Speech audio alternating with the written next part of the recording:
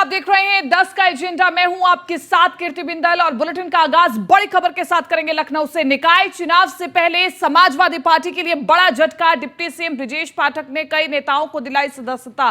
सपा नेता अजय त्रिपाठी मुन्ना भी बीजेपी में शामिल हो गए हैं और 3 बार सपा प्रदेश सचिव रहे हैं। और अजय त्रिपाठी मुन्ना जो कि अब बीजेपी में शामिल हुए हैं, वो 3 बार सपा प्रदेश सचिव रहे हैं। रितेश गुप्ता ने भी बीजेपी की सदस्यता ले ली है और राष्ट्रीय उद्योग किसान व्यापार मंडल के नेता हैं रितेश गुप्ता।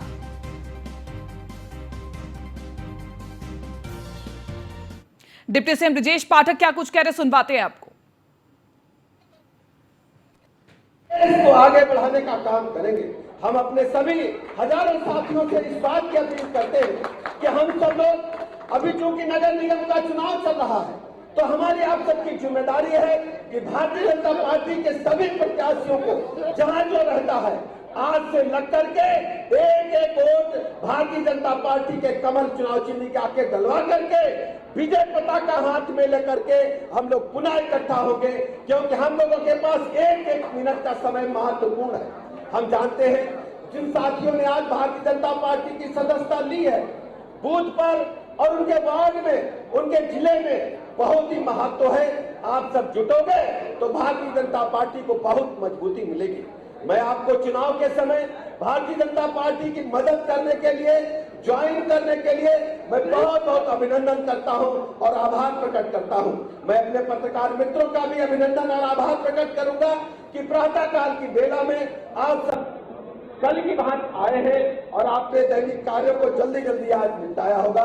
मैं बहुत बहुत आप सबका भी आभार प्रकट करता हूं। हम सब सामाजिक कार्यकर्ताओं की तरह आप पर भी बहुत बोझ रहता है चुनाव के दौरान। आप सबका भी बहुत बहुत आभार। बोलो भारत माता के, भारत माता के, भारतीय जनता पार्टी जिंदाबाद। हमारे साथ में भारतीय जनता पार्टी नगर के अध्यक्ष आदरणीय मुकेश शर्मा जी, हमारे साथ में हमारे प्रदेश के महामंत्री आदरणीय संजय राय जी, हमारे साथ में भाजपा के प्रदेश महामंत्री आदरणीय राम प्रताप सिंह जी, और हमारे साथ में मीडिया के पूरे प्रदेश के इंचार्ज प्रभारी मुख्य कार्यकर्ता आदरणीय मनीष जी और हमारे आदरणीय हिमांशु जी। मैं आप सभी का हृदय से आभार प्रकट करता हूं कि आप सबने महत्वपूर्ण समय निकाल करके कुछ समय हमारे साथ यहाँ के जो विभिन्न कार्यकर्ताओं ने ज्वाइनिंग की है उसमें अपना अमूल्य समय प्रदान किया। बहुत बहुत धन्यवाद।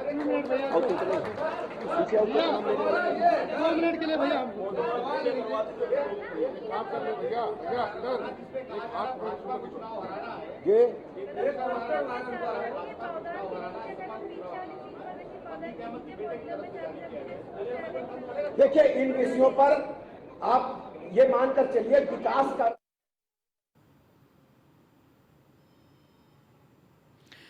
तो आपने सुना डिप्टी सीएम ब्रजेश पाठक इस वक्त सपा से आए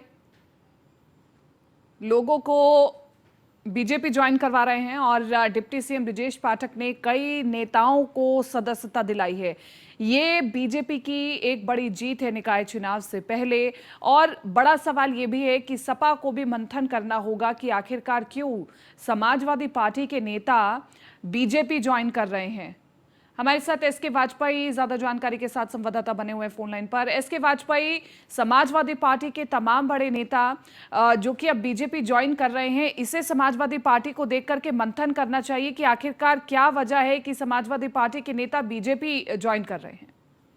बिल्कुल निश्चित तौर पर, क्योंकि अगर हम देखें तो लगातार भारतीय जनता पार्टी ज्वाइनिंग अभियान चला रही है और आज भी समाजवादी पार्टी के प्रदेश सचिव रहे आज जो नेता है वो समाजवादी पार्टी छोड़कर भारतीय जनता पार्टी में ज्वाइन हो रहे हैं। हालांकि अगर हम बात करें तो जब समाजवादी पार्टी और शिवपाल यादव अलग हुए थे उस दौरान ये शिवपाल यादव के साथ प्रसपा में चले गए थे, लेकिन प्रसपा से जब वापस शिवपाल यादव समाजवादी पार्टी में आए उस दौरान इनको वहां पर कोई पद नहीं मिला, समाजवादी पार्टी में इनका सामंजस्य नहीं बैठ पाया, जिसके बाद ये 3 बार के प्रदेश सचिव रहे हैं अजय त्रिपाठी, जो अब समाजवादी पार्टी छोड़कर भारतीय जनता पार्टी में शामिल हो रहे हैं, क्योंकि ये चाहते थे कि जब शिवपाल यादव का समायोजन पार्टी में किया गया है तो उस दौरान कहीं ना कहीं जो पद है वो उनको मिलने चाहिए, लेकिन समाजवादी पार्टी ने इनको पद नहीं दिया था, जिसके बाद अब ये अजय त्रिपाठी भारतीय जनता पार्टी की सदस्यता ले रहे हैं। हालांकि कल भी कांग्रेस के लखनऊ दक्षिणी के अध्यक्ष रहे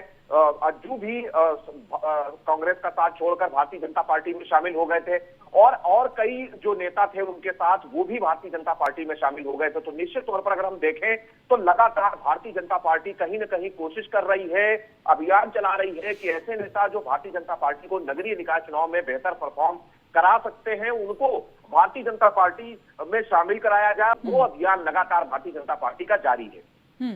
एस के वाजपेयी, क्योंकि ये जो बड़े नेता आए हैं सपा से बीजेपी में, और सपा में वो पद नहीं मिला इन्हें जो ये चाहते थे या फिर जो इन्हें मिलना चाहिए थे, तो क्या बीजेपी में ज्वाइन किया है, बीजेपी में वो सम्मान यहाँ पर मिलेगा, इस उम्मीद से यहाँ पर आए हैं?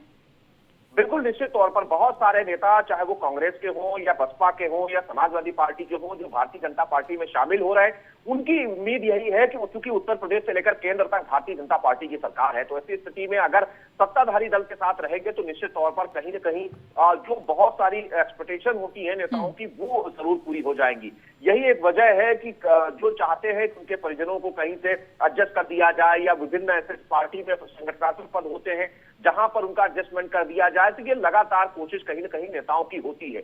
यही एक वजह है कि लगातार इस तरीके के ज्वाइनिंग कार्यक्रम भारतीय जनता पार्टी चला रही थी। कल भी डिप्टी सीएम ब्रजेश पाठक की अध्यक्षता में बड़े पैमाने पर कांग्रेस के नेताओं ने ज्वाइन किया था, जिसमें लखनऊ दक्षिणी के प्रदेश अध्यक्ष भी थे और वो भी इसमें ज्वाइन हो गए थे। साथ ही साथ जो दूसरे नेता हैं उनके जो साथ आए थे कांग्रेस के, वो भी इसमें शामिल हुए थे। हालांकि उसके बाद कांग्रेस ने ऐसे नेता लगातार समाजवादी पार्टी कहीं ना कहीं इस वजह से कमजोर भी होती जा रही है, और आगे आने वाले चुनावों को देखते हुए समाजवादी पार्टी को मंथन भी जरूर करना होगा। इसके वाजपेयी, आप बने रहिए, हम आपसे आगे भी जानकारी लेंगे।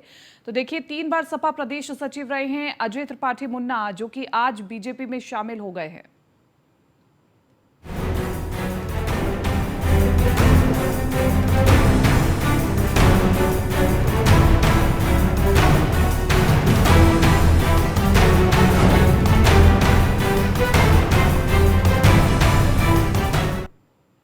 निकाय का रण, योगी का प्रण। जी हां, जिस तरह से निकाय चुनाव नजदीक आ रहे हैं, मुख्यमंत्री योगी आदित्यनाथ के दौरे लगातार बढ़ते जा रहे हैं। मुख्यमंत्री योगी आदित्यनाथ का सीतापुर, लखीमपुर, बलरामपुर और गोरखपुर का दौरा है आज।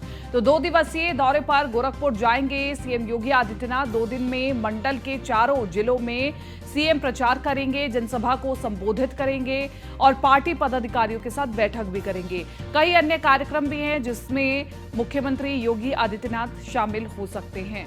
तो हम आपको बता रहे हैं मुख्यमंत्री योगी आदित्यनाथ के क्या मिनट टू मिनट कार्यक्रम रहने वाले हैं। सीतापुर, लखीमपुर, बलरामपुर और गोरखपुर का दौरा है। सुबह 11:10 पर लखनऊ से रवाना होंगे सीएम योगी आदित्यनाथ और सुबह 11:35 पर सीतापुर पहुंचेंगे सीएम योगी आदित्यनाथ। सुबह 11:40 से 12:25 तक जनसभा करेंगे और दोपहर 12:30 बजे सीएम सीतापुर के लिए रवाना हो जाएंगे। दोपहर 12:55 बजे लखीमपुर खीरी पहुंचेंगे। तकरीबन 1 बजे लखीमपुर खीरी पहुंच करके 1 बजे से 1:45 बजे तक राजकीय इंटर कॉलेज में जनसभा करेंगे और दोपहर 2 बजे के करीब लखीमपुर खीरी से रवाना हो जाएंगे सीएम योगी आदित्यनाथ। दोपहर तकरीबन 2:30 बजे बलरामपुर के छोटा परेड ग्राउंड पहुंचेंगे सीएम। एसके वाजपेयी हमारे साथ बने हुए हैं ज्यादा जानकारी के साथ संवाददाता। एसके वाजपेयी, जब अन्य पार्टियां अभी मैदान में उतरी भी नहीं हैं उस लिहाज से जिस लिहाज से उतरना चाहिए, ऐसे में मुख्यमंत्री योगी आदित्यनाथ ने निकाय चुनावों की कमान भी संभाल ली है और ताबड़तोड़ दौरे भी शुरू हो गए हैं। इसका फायदा जरूर बीजेपी को मिलेगा क्या?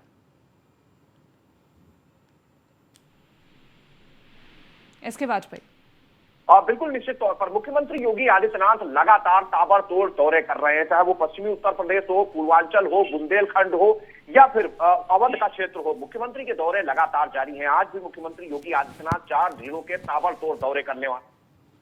सीतापुर, लखीमपुर, बलरामपुर और गोरखपुर शामिल है। हालांकि सबसे पहले मुख्यमंत्री योगी आदित्यनाथ नैमिषारण्य धाम जो कि सीतापुर में है वहां पर पहुंचेंगे, दर्शन पूजन करेंगे और जनसभा को भी संबोधित करेंगे। उसके बाद दूसरा कार्यक्रम मुख्यमंत्री का लखीमपुर में है, जहां पर मुख्यमंत्री योगी आदित्यनाथ पहुंचते ही जहां पहले वहां के जो स्थानीय पार्टी के नेता है उनके साथ मुलाकात करेंगे, जो भारतीय जनता पार्टी के निकाय के प्रत्याशी हैं उनके साथ जनसभा में शामिल होंगे। उसके बाद मुख्यमंत्री मुख्यमंत्री योगी आदित्यनाथ की जनसभा है, उसके बाद मुख्यमंत्री योगी आदित्यनाथ गोरखपुर जाएंगे, कई कार्यक्रमों में शामिल होंगे और देर शाम मुख्यमंत्री योगी आदित्यनाथ गोरखनाथ पीठ पहुंचेंगे। तो निश्चित तौर पर अगर हम देखें तो मुख्यमंत्री योगी आदित्यनाथ ने लगातार उत्तर प्रदेश में प्रचार की कमान अपने हाथ में ले रखी है और लगातार मुख्यमंत्री योगी आदित्यनाथ के दौरे जारी हैं। और मुख्यमंत्री योगी आदित्यनाथ जहां पूरे प्रदेश के अलग अलग जिलों के दौरे कर रहे हैं, वहीं अगर हम विपक्षी पार्टियों की बात करें तो सपा सुप्रीमो अखिलेश यादव ने भी प्रचार से दूरी बना रखी है। बीएसपी सुप्रीमो मायावती भी प्रचार से दूर हैं और लगातार चाहे वो कांग्रेस का कोई भी बड़ा नेता हो, क्योंकि महासचिव प्रियंका गांधी उत्तर प्रदेश की प्रभारी भी हैं, अभी तक निकाय चुनाव में उन्होंने कांग्रेस की तरफ से कहीं भी प्रचार नहीं किया है।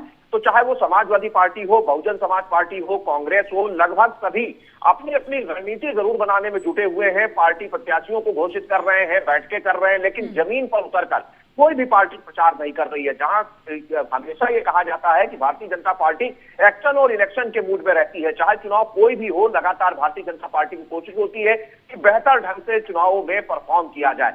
यही एक वजह है कि जहां संगठन भारतीय जनता पार्टी अलग काम कर रहा है, लगातार भूपेन्द्र चौधरी, धर्मपाल सिंह पूरे प्रदेश के अलग अलग जिलों में जाकर बैठकें कर रहे हैं, जो नाराज है उनकी नाराजगी दूर करने की कोशिश की जा रही है, जो रणनीति है उनके जरिए मैदान में जाने की कोशिश की जा रही है। संगठन की सभी विंग्स को लगाया गया है कि वो बेहतर परफॉर्म करें, चाहे वो कोई भी प्रकल्प, प्रकोष्ठ और मोर्चे हो, सभी के पदाधिकारियों को भारतीय जनता पार्टी ने जमीन पर उतार दिया है।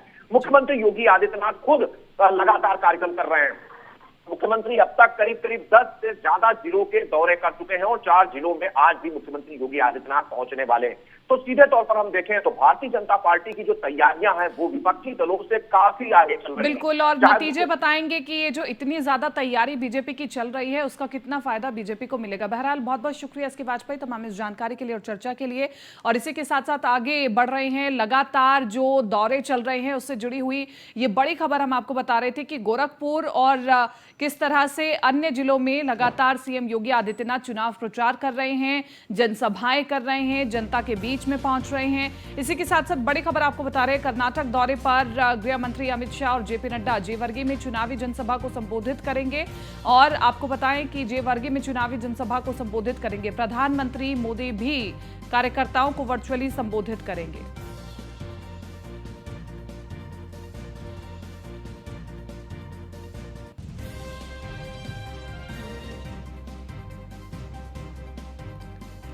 तो कर्नाटक दौरे पर हैं गृह मंत्री अमित शाह और जेपी नड्डा जेवर्गी में चुनावी जनसभा को संबोधित करेंगे। प्रधानमंत्री मोदी भी कार्यकर्ताओं को वर्चुअली संबोधित करेंगे।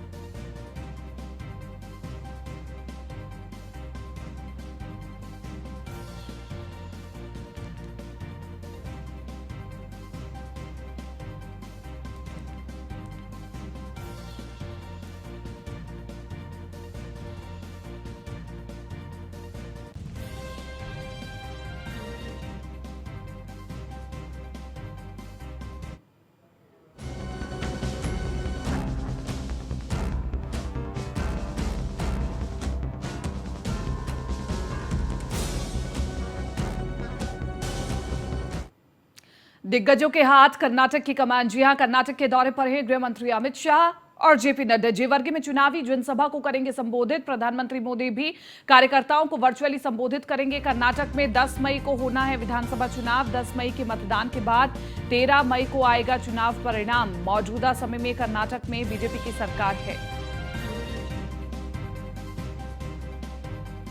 तो बड़ी खबर आपको बता रहे हैं, कर्नाटक में 10 मई को विधानसभा चुनाव होना है और विधानसभा चुनाव से पहले बड़ी तैयारी में जुटी हुई है बीजेपी।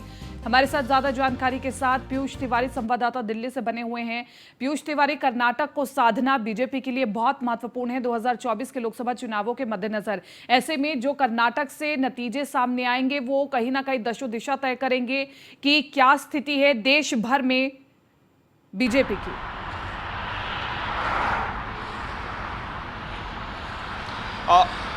निश्चित रूप से अगर हम बात करें तो देखिए दक्षिण भारत के जितने भी राज्य हैं वहाँ में भारतीय जनता पार्टी चाहती है कि उसकी जो मजबूत स्थिति है वो बन पाए। और सबसे बड़ी बात है क्योंकि कर्नाटक में विधानसभा के चुनाव होने वाले हैं, 10 मई को विधानसभा के चुनाव होंगे तो निश्चित रूप से भारतीय जनता पार्टी ने खासतौर पे अपनी तैयारी पूरी लगभग कर ली है और लगातार जितने भी बड़े शीर्ष नेता हैं उनके जो दौरे हैं, उनके जो जनसभाएं हैं वो कराई जा रही है।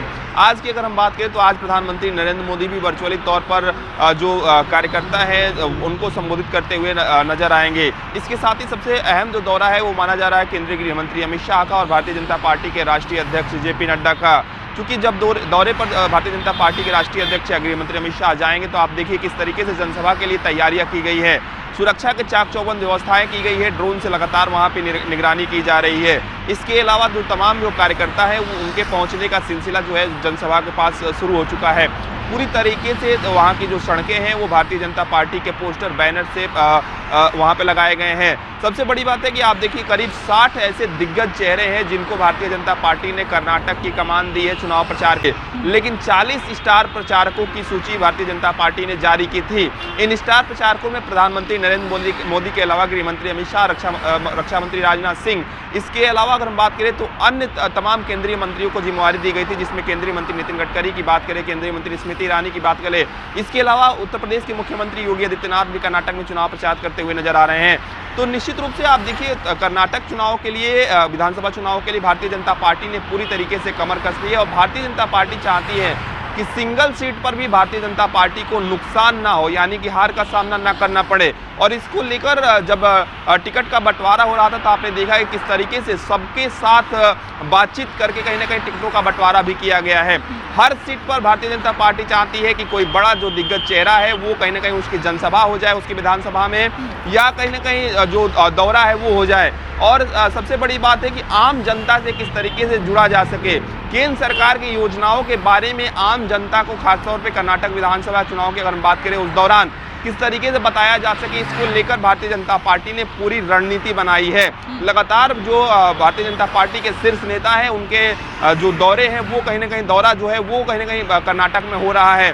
तो निश्चित रूप से कर्नाटक विधानसभा चुनाव के लिए भारतीय जनता पार्टी ने पूरी तरीके से तैयारी की है और इसी कड़ी में लगातार जो है वो तैयारियां आज भी कहीं ना कहीं वहां पे चल रही है। जनसभाओं को लेकर वहां के जो तोड़ मेहनत कर रही है और तमाम बड़े मंत्रियों से लेकर के विधायक तक कर्नाटक में चुनाव प्रचार के लिए उतरे हुए हैं। पीयूष, आप बने रहिए हमारे साथ, हम आगे भी आपसे जानकारी लेंगे।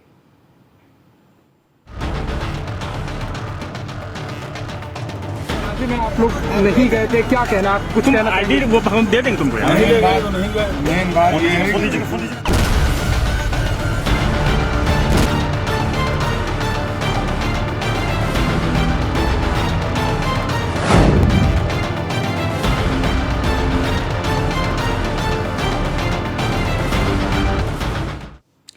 अतीक पर सुप्रीम सुनवाई। अतीक अशरफ हत्याकांड मामले में सुनवाई है आज। जस्टिस एस रविंद्र भट्ट और जस्टिस दीपांकर दत्ता की पीठ सुनवाई करेगी। मामले में योगी सरकार ने सुप्रीम कोर्ट में दाखिल की है कैविएट याचिका। बिना हमारा पक्ष सुने कोई भी आदेश पारित ना किया जाए, ये उत्तर प्रदेश सरकार की ओर से अपील की गई है।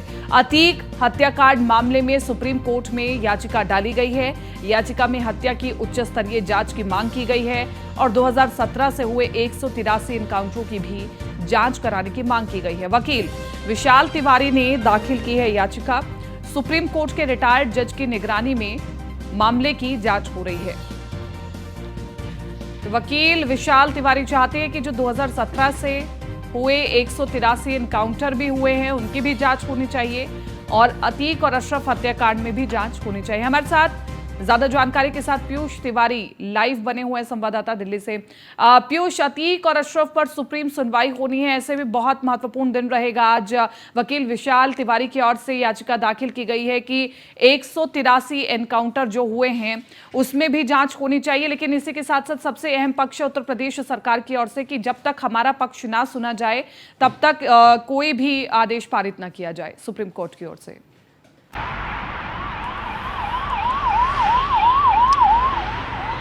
देखिए, निश्चित रूप से जिस तरीके से उमेश पाल हत्याकांड हुआ उसके बाद योगी सरकार लगातार माफियाओं के खिलाफ कार्रवाई कर रही थी। इसी बीच न्यायिक हिरासत में माफिया अतीक अहमद और सरफ अहमद की हत्या हो जाती है, जिसके बाद ये कयास लगाए जाने लगे कि सुप्रीम कोर्ट है जो है वो इस पूरे मामले में स्वतः संज्ञान ले लेगा और कहीं ना कहीं सरकार को या जो पुलिस प्रशासन है उसको फटकार लगा सकता है। लेकिन अगले ही दिन जो एक सुप्रीम कोर्ट में याचिका डाली जाती है, जो पेशे से वकील है विशाल तिवारी, उनकी ओर से एक याचिका डाली जाती है और इस याचिका में अगर हम बात करें तो क्रमबद्ध तरीके से सभी चीज़ों का जिक्र किया जाता है। खासतौर पर विकास दुबे के एनकाउंटर का जिक्र किया जाता है, असद और गुलाम के एनकाउंटर का जिक्र किया जाता है और ये भी इस याचिका में कहा जाता है कि साल 2017 के बाद से करीब 183 एनकाउंटर उत्तर प्रदेश में हुए हैं और इन एनकाउंटरों की अगर हम बात करें तो इन एनकाउंटर में कई ऐसे एनकाउंटर्स हैं जिन पर सवाल उठ रहे हैं, यानी कि फर्जी बताए जा रहे हैं, चाहे सोशल मीडिया के माध्यम से बात करें या कई लोग ऐसे कह रहे हैं। याचिका में लगातार ये भी कहा गया है कि अगर कोई भी पुलिस प्रशासन किसी भी तरीके से डेयर डेविल्स बनने का काम करती है तो निश्चित रूप से ये न्यायपालिका के लिए, खासतौर पे वहाँ के उत्तर प्रदेश या तमाम जो भी कानून व्यवस्था है उसके लिए ठीक नहीं है। याचिका में सीधे तौर पे कहा गया है कि पुलिस प्रशासन को सजा देने का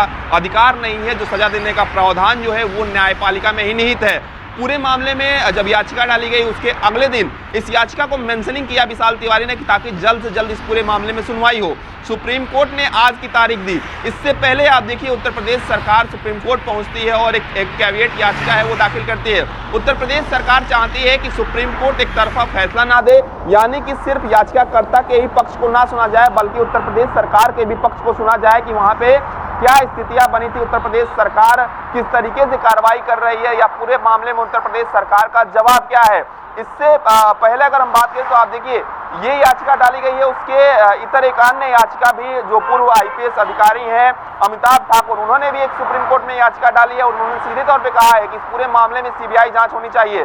लेकिन आज चूंकि सुनवाई होने वाली है अतीक ठीक है और आज का दिन बहुत महत्वपूर्ण रहेगा, नजर रहेगी हमारी इस बड़ी खबर पर कि क्या आज सुप्रीम सुनवाई होती है। पीयूष, शुक्रिया तमाम इस जानकारी के लिए और चर्चा के लिए। इसी के साथ साथ आगे बढ़ रहे हैं। यूपी में निकाय चुनाव का बिगुल बज चुका है। एक तरफ जहां सपा और बसपा के मुखिया यूपी में अब तक निकाय चुनाव के समर्थन में जनसभाएं तक शुरू नहीं कर पाई हैं, वहीं दूसरी ओर सूबे के मुख्यमंत्री योगी आदित्यनाथ ने निकाय चुनावों की कमान खुद संभाल ली है। यह रिपोर्ट देखिए।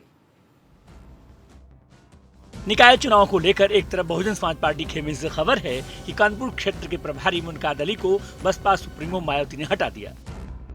बसपा सुप्रीमो इस बात से नाराज हैं कि कानपुर में सभी सीटों पर बसपा को प्रत्याशी नहीं मिले। वहीं सपा खेमे से खबर है कि सपा नेता अरविंद सिंह गोप ने अभी अखिलेश यादव से लखनऊ के प्रत्याशी के समर्थन में जन समर्थन के लिए समय मांगा है। लेकिन वहीं अगर सत्ता पक्ष की बात करें तो बीजेपी इन सभी दलों से आगे चल रही है। सीएम योगी ने खुद निकाय चुनाव की कमान संभाल रखी है। पिछले एक हफ्ते में सीएम योगी ने करीब यूपी के 10 जिलों के दौरे किए हैं और 10 से ज्यादा चुनावी सभाएं करके बीजेपी के प्रत्याशियों के पक्ष में जबरदस्त माहौल बना दिया है। 24 अप्रैल मुख्यमंत्री योगी आदित्यनाथ सहारनपुर, शामली, अमरोहा के दौरे पर थे। 25 अप्रैल मुख्यमंत्री योगी आदित्यनाथ का चुनाव प्रचार रायबरेली, उन्नाव, लखनऊ में था। 27 अप्रैल लखनऊ, मथुरा, फिरोजाबाद, आगरा में चुनाव प्रचार। अगर देखा जाए तो पिछले 15 सालों से निकाय चुनावों में बीजेपी का प्रदर्शन बेहतरीन रहा है, लेकिन इस बार बीजेपी को अपने पिछले सारे प्रदर्शनों से भी अच्छे प्रदर्शन की उम्मीद है। खुद सीएम योगी आदित्यनाथ ने चुनाव प्रचार की कमान संभाल रखी है। संगठन ने भी अपनी पूरी ताकत निकाय चुनाव में झोंक दी है। यूपी के दोनों डिप्टी सीएम भी लगातार क्षेत्र में बने हुए हैं और इसके साथ ही पूरी कैबिनेट को सीएम योगी की तरफ से जिम्मेदारियां सौंपी गई हैं। वहीं दूसरी तरफ यूपी की सभी विपक्षी पार्टियां अभी तैयारियों में ही जुटी हुई हैं। जमीन पर कहीं दूर दूर तक बीजेपी के सिवाय दूसरा कोई दल दिखाई नहीं दे रहा। भारतीय जनता पार्टी की जो डबल इंजन की सरकार है, ये इसी नाते है कि हम जनता के बीच में जाते हैं, अपनी विषय रखते हैं, अपने जो कार्य किए हैं वो रखते हैं और उसी परिप्रेक्ष्य में योगी आदित्यनाथ लगातार सभाएं कर रहे हैं।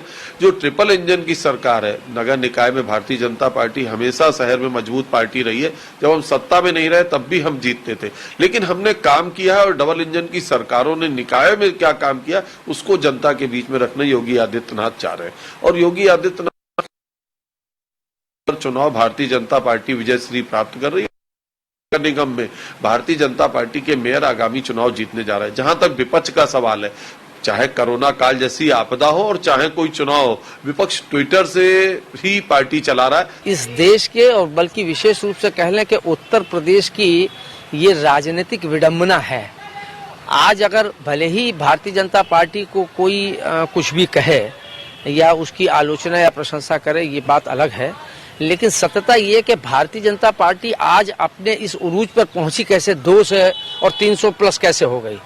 तो कहीं ना कहीं उसके कार्यकर्ता, उसके नेता, उसके सब लोग डेडिकेटेड हैं और वो चुनाव को चुनाव के तरीके से लेते हैं।